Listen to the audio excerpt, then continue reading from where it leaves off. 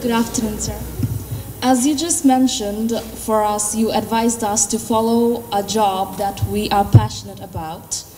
I specifically am passionate about environmental science.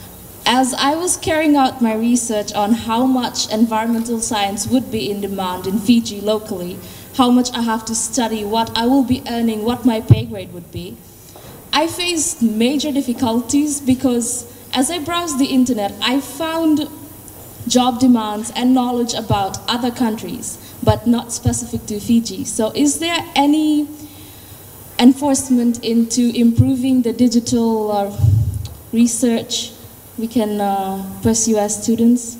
As it is a bit difficult to figure out what career is best for us.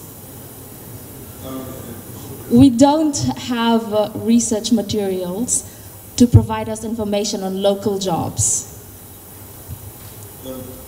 You mean that there is not information on various websites? Okay. You mean like, so what, Ministry of Environment does not have enough information about Korea? Okay, all right. No, it has to be specific to Fiji. I mean, I know, in respect of positions that are available, they all get advertised. But I take the point that you're making that perhaps there needs to be organizational charts available, so you can see. Yeah, I take the point. Something that we can look at.